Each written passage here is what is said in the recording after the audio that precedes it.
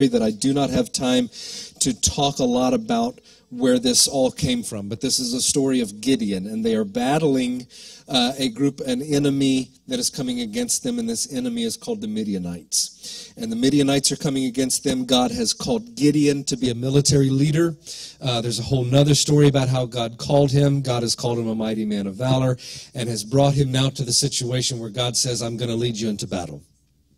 And he's going to lead Gideon into battle. And as he is doing that, he needs to first bring with him those who God has chosen to help him. And if there's anything you need to know in your life, is that you need help. Whatever you're doing in your life, you need help. But you need help from the people that God has chosen to be your help. Because sometimes we lost the battle before we started because we got the wrong help.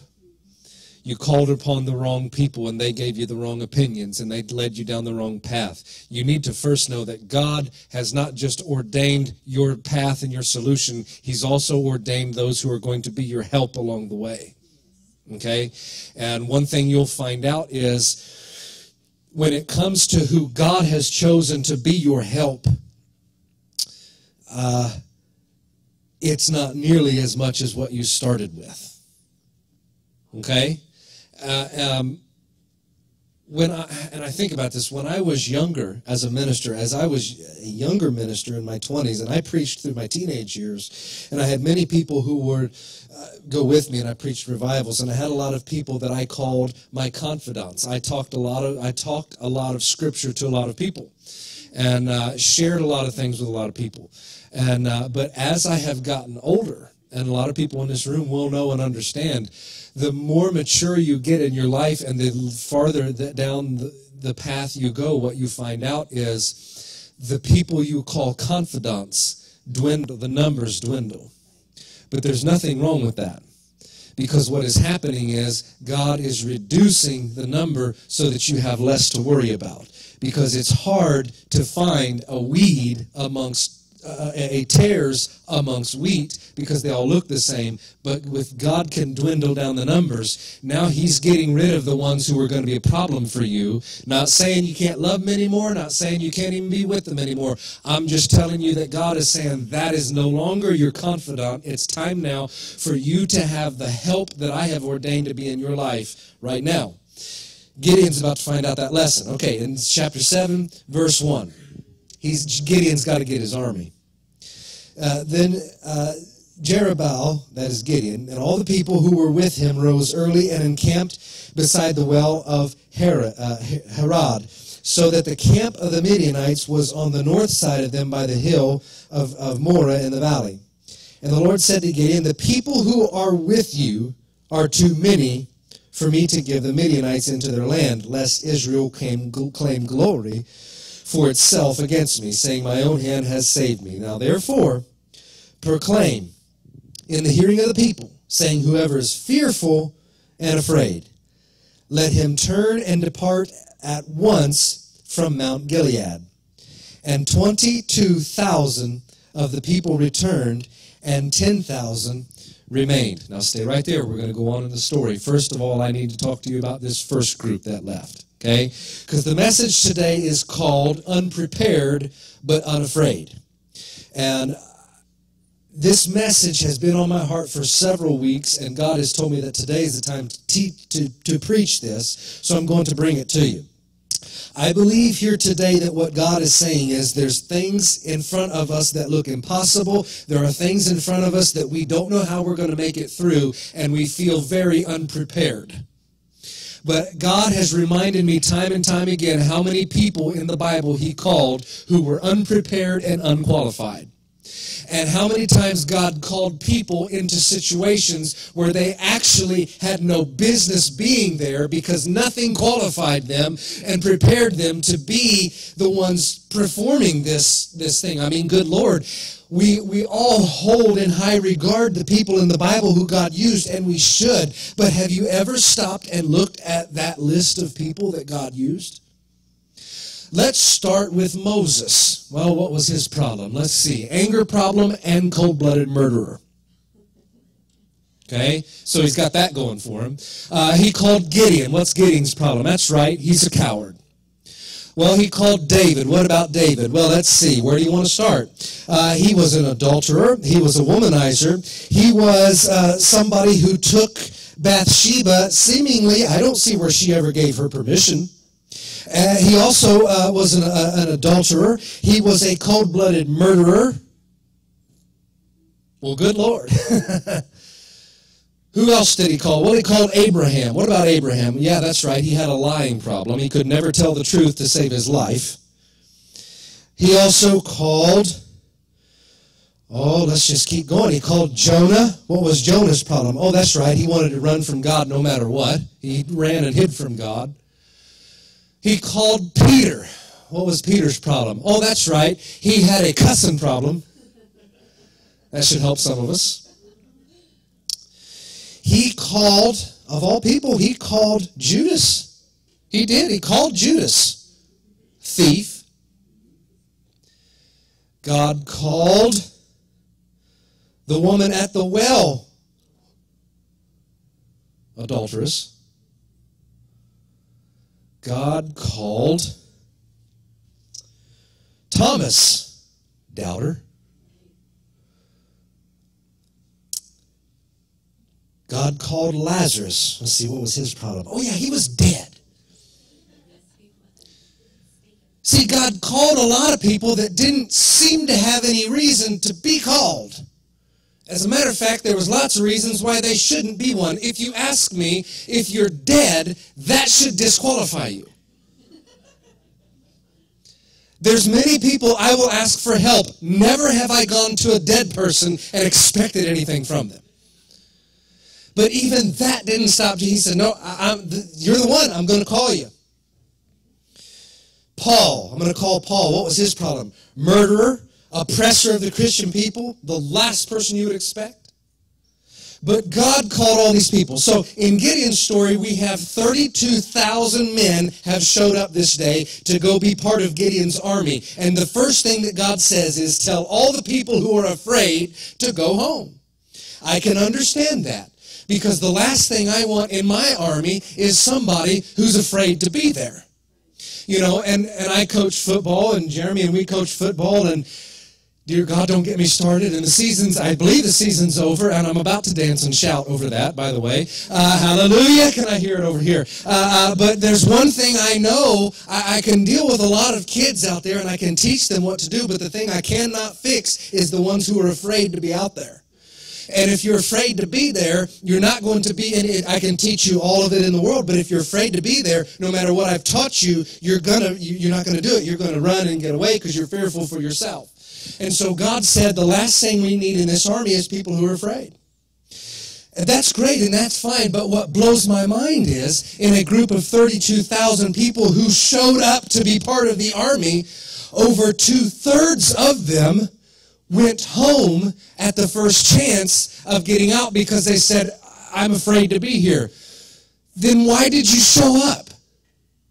See, that's my problem, is God is saying, let all the people who are afraid and fearful go home. And it wasn't a few, it was 2/3. It was 22,000 people of the 32,000 went home. My first question is, man, why did you even come? You're afraid to be here. How is it that 22,000 scared people showed up to be part of the army? And I wrestled with that, and I've preached this message before, and I've never dwelt on this until I realized that God helped me understand and realize, and that is this. That group of 22,000 people was made up of individuals who thought they were the only one. I'm afraid. I don't want to be here. But I'm going to show up because I'm sure I'm the only one who is afraid, and so I don't really have any intentions of being part of the battle, but I do want to be there anyway, and I'm sure that I'm the only one who's, I'm not really going to fight. I'm going to sit there and let people on my left and right fight because I'm scared, but I'll be the only one doing it, I'm sure, because I'm the only one who's afraid. The problem is 22,000 people thought that. And what God is saying, I can do nothing with a group of people when the majority of them is made up of people who simply want to be a participant, but they have no intentions of doing what they're called to do together in the first place. have no intentions of being part of the army, but I'm going to show up anyway because I want to see what the army's doing. And so I'm there. I don't have any intentions of fighting. I'm not here to support my brethren in arms, but I'm going to be here. But it's okay because I'm the only one. But 22,000 other people thought the same thing. And now you have an army where 2/3 of them are just there as a spectator and have no intentions of being part of the army itself. You cannot be this quiet today. We're going to be here forever. Okay? Because I've got to know that you guys are getting this, so a few amens help every now and then. There you go. But don't be a smart aleck about it, because I do have to finish this. Okay? So, some people are simply there because they're there to watch somebody else do the job. Some people are there because I'm here to see the other people. I know that we're here to be an army. I have no intentions of being part of the army, but that's okay because somebody else will be part of the army, and I can simply be there and be a spectator of the army. And what God is saying is, I would rather you leave and not even be part of the group in the first place than to be somebody who is coming in and bringing that cancer of spirit to spread throughout the rest of the body that I've called here to be warriors for God's people, but you're here to be a spectator, no intentions of being part of what's going on, and so you bring that here with the full expectation that somebody else is going to do what God has asked you to do in the first place. And now you are here no longer. I'm not here to do anything about it. I'm just here to be part of it. And God is saying, if you're not willing to do it, then you have no part in it. Go home. That's what he said. I'm afraid, I'm fearful, then go home. God's saying, I don't need more spectators. I don't need that. See, some folks want to be part of what's happening, but they've placed all of the expectation on somebody else. That's why people become dependent on preachers. They become dependent on pastors. That's why churches have wrestled with what they believe should be the right style of music for generations, is because we have become very good at being a group of people where the majority of people are saying, I am solely dependent upon you to do the job that I'm here to be a spectator of. And that's why people get tired of the pastor, because the pastor isn't doing it for him anymore. And so the pastor's style has changed. And I just don't feel like I'm being fed anymore. Well, let me tell you something. God is saying, I didn't call you here to come sit here and be fed by somebody else. I called you here to be part of the army and be doing something that this army can rise up and defeat the enemy. And the last thing I need is more spectators who are sitting on their rear ends waiting for somebody else to come along with a spoon and feed them, and so they can sit there and complain about that I'm not being fed. That's the group that got sent home that day. I'm afraid. Then why are you here, man? You showed up to a battle. What did you think this was?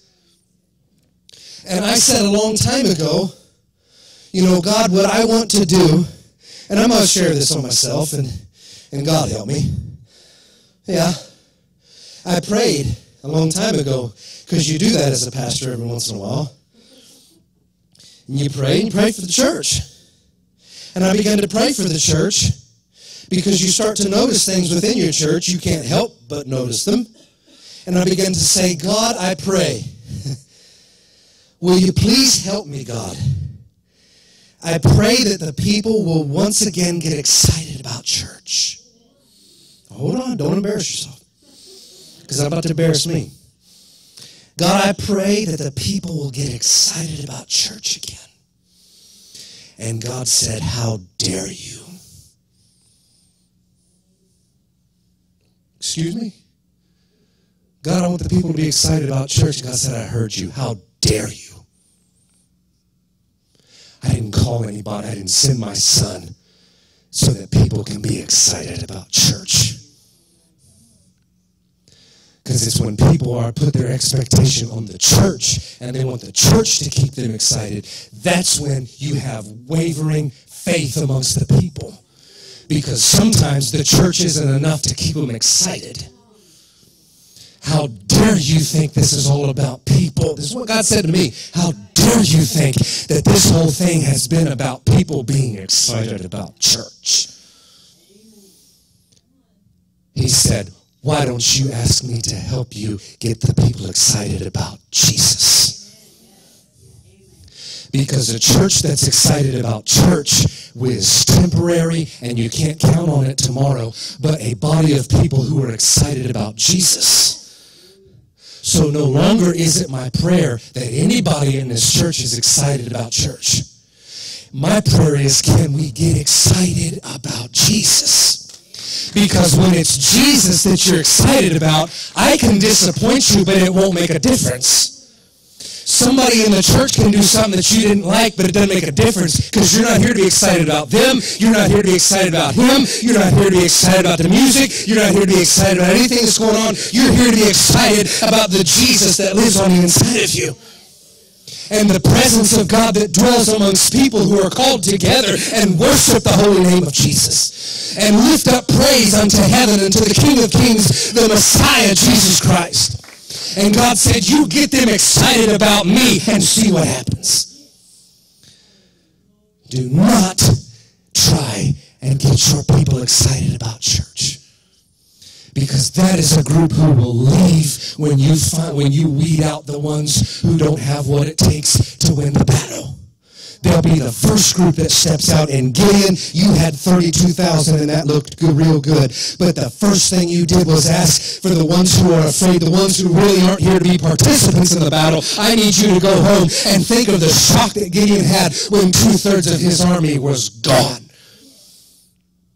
I can tell you that Jesus Christ appeared for 40 days. He appeared to 500 people telling them, tarry in Jerusalem till you be endued with power from on high. He said that to 500 people, and I'm here to tell you that 500 people probably started out very excited to have the personal invitation of the risen Savior Jesus Christ. But by the time that the day of Pentecost was fully come, most of them, 80% of that 500 were gone. Why? Because they were excited for an experience, had no intentions of being the one to endure what had to be done to be there, but they were excited for an experience, an emotional experience that got them stirred up on a Sunday morning service because the preacher was doing it right, because the music was doing it right, and I got all excited about church for a little bit, but come Tuesday afternoon, that emotional excitement had left me, and no longer am I excited for the emotional things around me. So God, I just feel like I'm not here to be a participant anymore,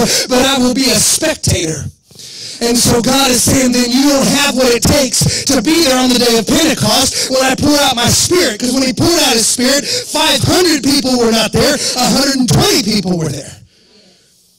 Almost 80% had left. Wow.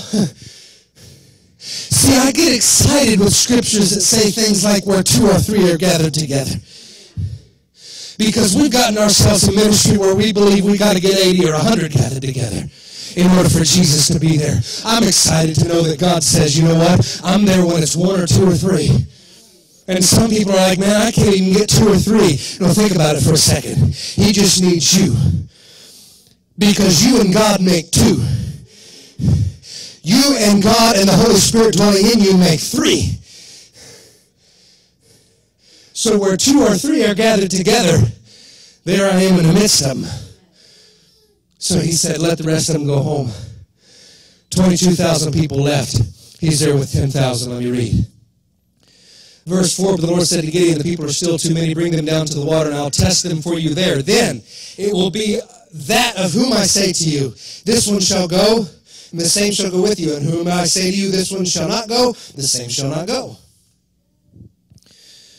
So he brought the people down to the water, and the Lord said to Gideon, everyone who laps from the water with his tongue as a dog laps, you shall set apart by himself, likewise everyone who gets down on his knees to drink.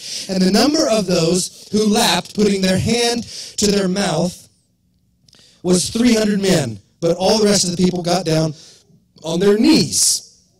to drink water. And the Lord said to Gideon, by the 300 men who lapped, I will save you. And deliver the Midianites into your hand. Let all the other people go, every man to his place. All right, here we go. So God's plan was to take this group who is an army and figure out who's who. And the way he's going to do this is give them a test. And he didn't sit them down and quiz them on their military skills or anything like that. God said, I want to know how you drink your water. All right? See, some people you can figure them out right away by just what they order at the table. You know? I won't get into that. Listen to me. If you're ordering everything on the left side of the menu, making your drink a Diet Coke is not going to help. Okay? There's just some people I just have to look at and wonder, okay? Yes, I'll take 14 eggs over here, and I'll take 1,000 pounds of bacon over here, and give me a little bit of extra hot fudge on this. What would you like to drink? Oh, I need a Diet Coke, please. Trying to cut back. Yeah! Yeah, you are. Okay. I'm jumping back into preaching mode here for just a moment. You observe people sometimes, and you come up with stuff. You ought to try it. I'm going to figure out who you are by how you drink your water. Okay? This seems like a random setup, you know? This seems like God has just randomly picked some activity to separate them. You know, almost like, rolling the dice. Playing rock, paper, scissors. We'll just figure it out. It seems like some random thing God's trying to do to figure out who's who. Until I realized that these people are a mixture. In Israel, at Gideon's time, the army was not all well-trained, experienced army people. Okay? Some of them were well-trained, some of them were not. And one thing I discovered, and I discovered this because I've actually been here where Gideon Spring is in Israel, and I was taught this, and it blows my mind. People in those days that were well-trained stuck to a few very basic and carnal rules that kept them alive as soldiers. One rule is you never take your eye off the battlefield. Because when you look away is when they're going to get you. Okay? I've been down to the battlefield. My family has been down to the battlefield where my great-great-great-great-grandfather was it three? Great-great-great-grandfather was actually shot in the Battle of Chickamauga on the battlefield in the Civil War. He was part of the 3rd Kentucky Cavalry, meaning he was riding on a horse. And he showed up at the battle, and I went down there and discovered all this stuff. It's awesome to find out. But by the time he showed up at the battle, it was like 5:30 in the afternoon. And all the fighting had stopped. And all that was left was Confederate soldiers in the woods with rifles, just every once in a while picking people off. And I'm sure that my great-great-grandfather arriving, plus the rest of his people, showed up, and there's no battle.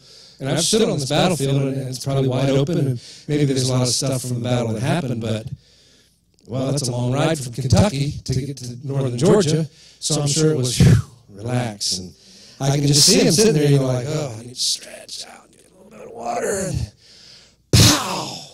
Got hit right in the jaw. 50 caliber round. You lived. Yeah. But, I mean, it's just amazing to think all it takes is just taking your mind and your eyes off of it for a moment and gotcha. So a good soldier knows no matter what you're doing, don't ever take your eyes off of where the enemy could be. Don't ever do it. So that's what the soldiers are.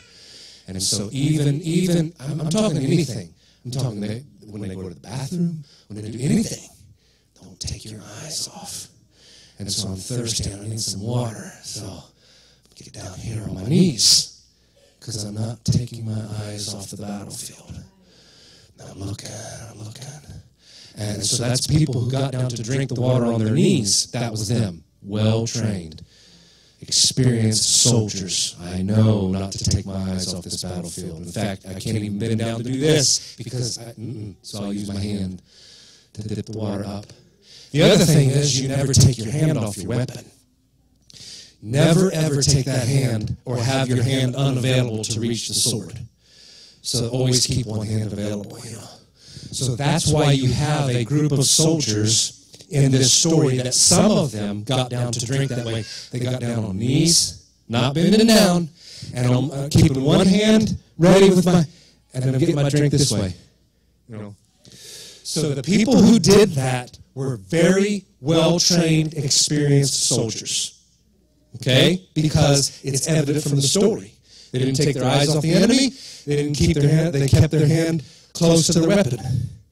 But then there's another group of people who drank water another way. And they get, maybe they got their sword, and I don't know, and they get to the water, and whoo! Man, I'm thirsty.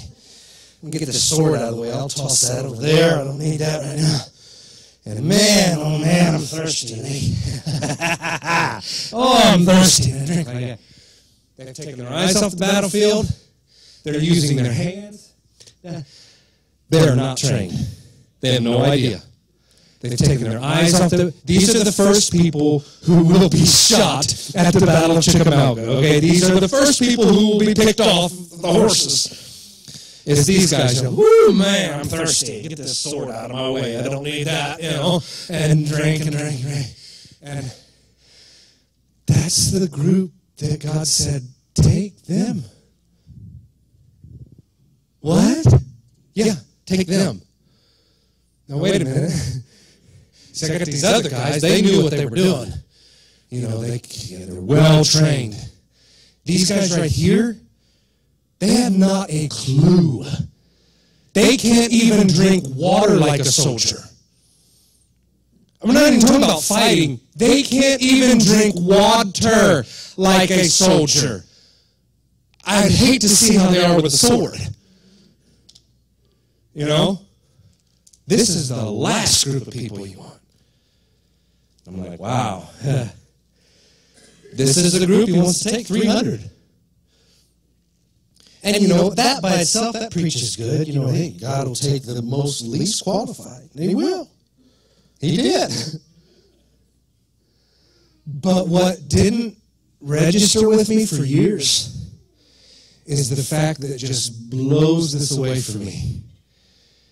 They were so unprepared, unqualified, did not have what it took.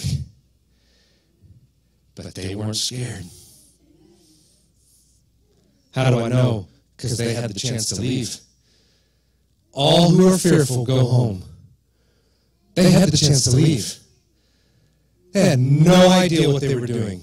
Never been in a battle. Not a clue. Are you scared? No? Whoa!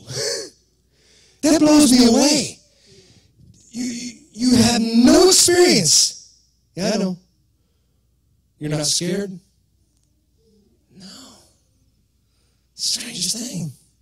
Really, I'm not. And then I wonder, like, how can you not be scared when you're that unprepared? Because they knew all they needed to know. And that was, God's in charge of this. I don't have what it takes. And I don't have what it takes. But neither did Abraham. Boy, Israel, King Saul, we got a giant. He's 10 foot tall. Who do you got? Well, I got this 12-year-old boy over here. And David was the most unprepared candidate that Israel had, but he wasn't scared. Why? One time a bear came. One time a lion came. The same God who delivered me will deliver me here. I can't do it, but God can. So I ain't scared. not afraid. I'm unprepared, but unafraid. So God took these people. I'm trying to wrap this up. I really am. God took these people and gave them instructions. And we're going to skip down to verse 16. This is him and 300 does anybody in this room know about the Keystone Cops?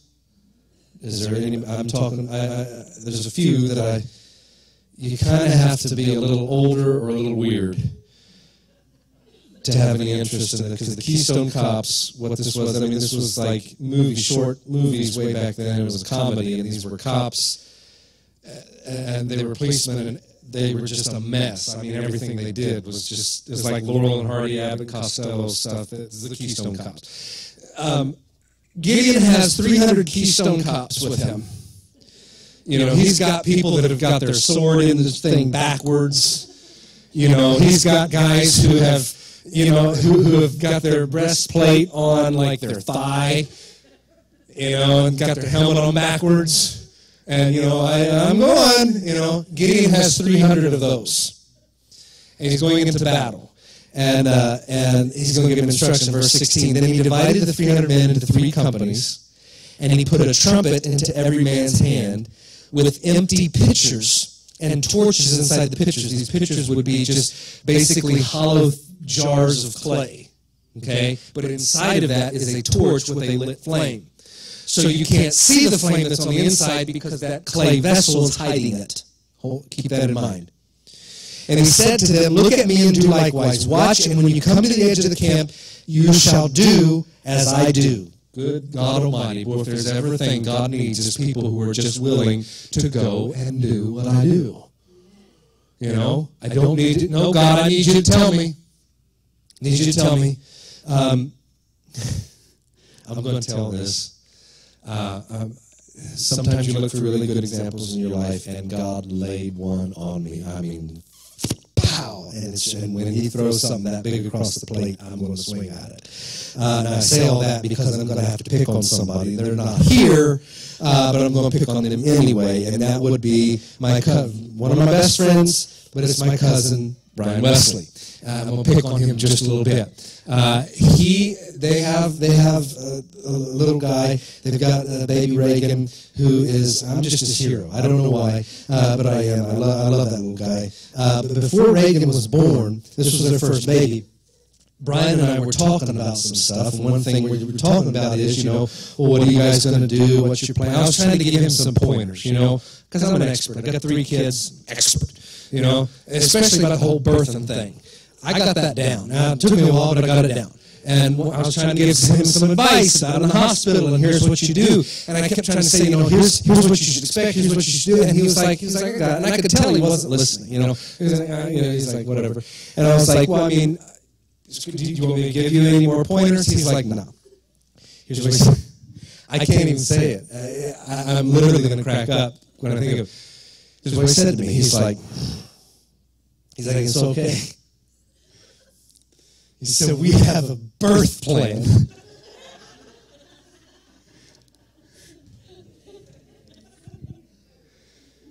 We have a birth plan.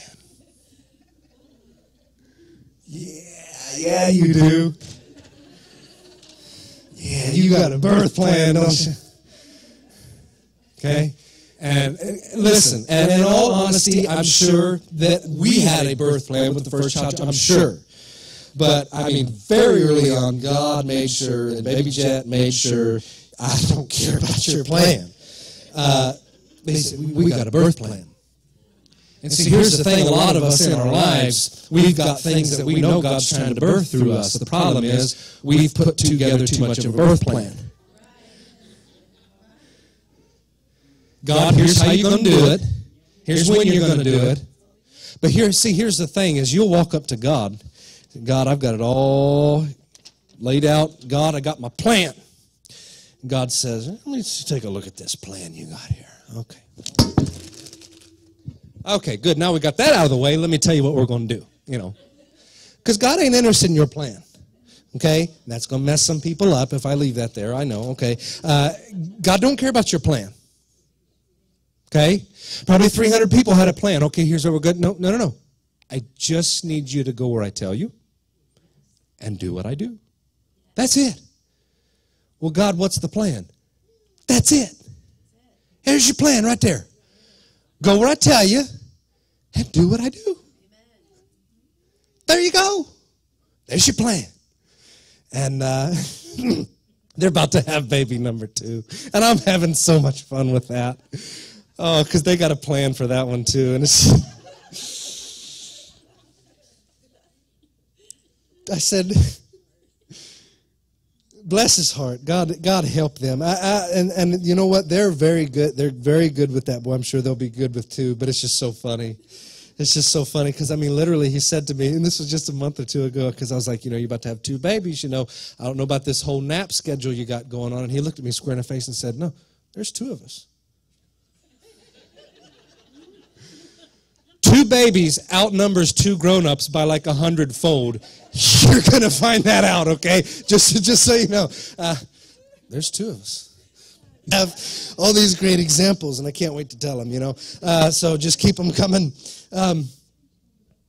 I've got a plan. God said, I got a plan. My plan is you go where I tell you and do what I do. Some people in this room, there's your plan, man. There it is. Because see, God, we want God to be a spotlight showing us every detail down the road.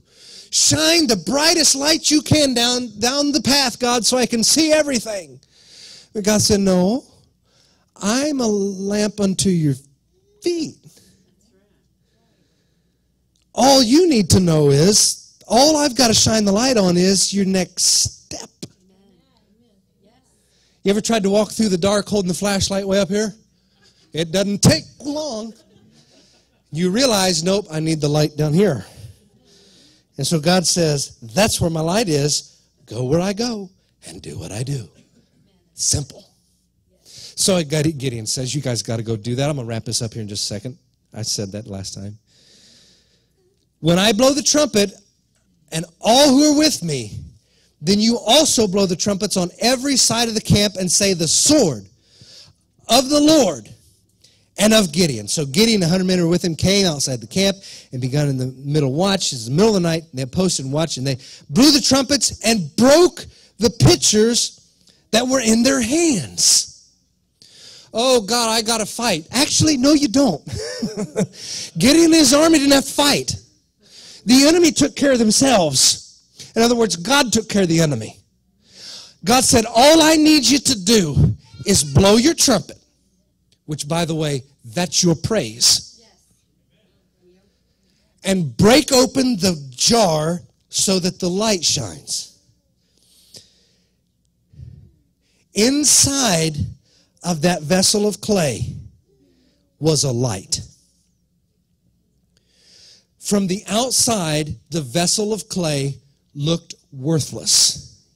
I'm going into battle. What do you got? Well, I got my clay jar. Okay? That's worthless. The clay jar ain't going to help you. Well, if I'm not mistaken, God refers to us as vessels. And a vessel, what's special about a vessel is not the vessel itself, but what is in the vessel. So if God referred to you as a vessel, what he's saying is, stop looking at what the vessel looks like, because it was never my intentions for the thing special about this to be the vessel itself. What's special is what is in there. Amen. So they're going into battle with clay vessels that look worthless in warfare. But what the enemy didn't know was what was inside the vessel. And it was light that shined. See, you're not only referred to as a vessel, but God is referred to as the light of this world. Yes. So Jesus said, I am the light of this world. Well, Romans chapter 8 says, if the Spirit of Christ be in you, that would make you a clay jar with light on the inside. So right there in the Old Testament, Gideon is prophesying in battle over what Jesus is going to accomplish through you and I 2,000 years later.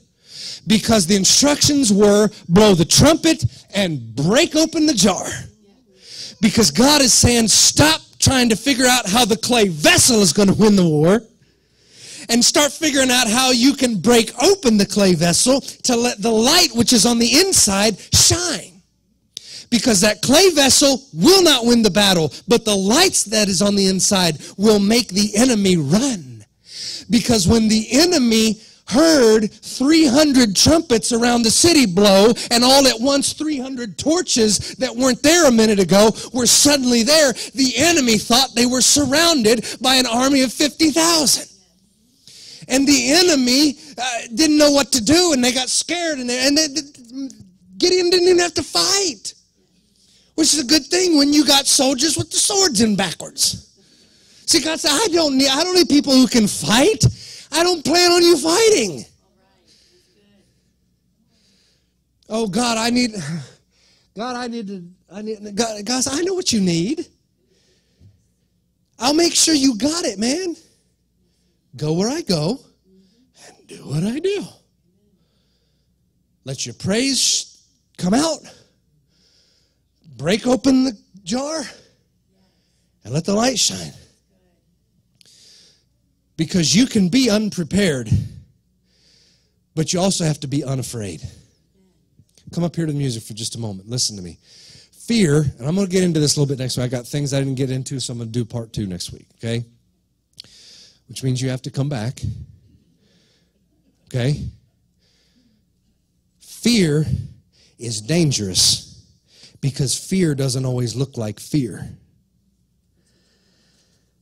See, fear by itself, fear in its genuine form is something we instantly recognize, and we know, like, oh, in the spiritual realm, I need to not be afraid. Fear, I recognize fear. The problem is sometimes fear disguises itself,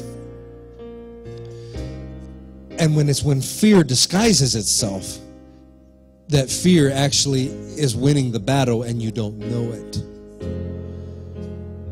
And I began to pray, and I began to say, God, this is something we need to know. We need to teach on this. I need to express and show to people that the enemy has tricks. And one of the things, this is what God said, and He wanted me to bring this out today, right here. One thing fear disguises itself as, it disguises itself as insecurity. See, insecurity is not like fear.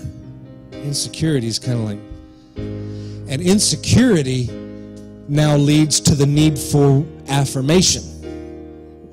What I mean by that is you have this thing inside of you that won't let you quite participate in the battle without first going through steps of affirmation. What that means is you need somebody there to, you're going to make it, honey.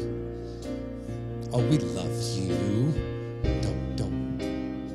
Don't be insecure. Oh, did I do good? You did good. You're doing good. See, now we need that.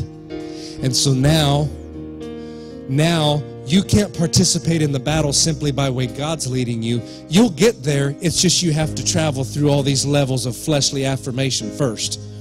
And now you're dependent upon somebody else. You're right back where God was trying to root you out of in the first place. So that's your first step right there, is we need to understand that. I'll get into more of that next week. But here I wanted to bring that out because God wants somebody to know right here. You don't need anybody telling you, giving you any type of affirmation other than what God in heaven is able to do for you. You don't need anybody's approval. You don't need anybody's affirmation. You don't need anybody's anything that they have. You need what God has. So if you're here today, God is saying there's something you think you can't make it through. God is saying, I'll get you through there. I don't need you to be qualified. I don't need you to be prepared. I don't need you to be credentialed. I need you to simply be willing and unafraid. God said, I didn't say I need you to be completely unafraid of the enemy. There's a few times you're going to be in your life where you can't help but be afraid of things that are unknown. But the thing you can't be afraid of is, I wonder if God's going to do this or not. Can't do that. So here today, let's all stand. God's saying, if there's somebody here, you need to know this battle is not too big. God is going to get you through this thing. And God needs you to be excited about Jesus. There's something inside of you. Forget the clay jar. There's something inside of you that is special. And God says, if I can just break loose the insecurity on the outside, let the light of heaven shine that is in you. Greater is he who is in me than he who is in this world. God, I'm praying.